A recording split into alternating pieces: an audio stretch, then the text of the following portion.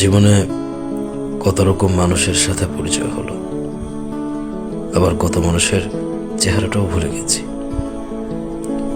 মানুষের চুপচাপ ধীরে ধীরে চোখের সামনে থেকে আড়াল হওয়া দেখে এখন আর অবাক লাগে না।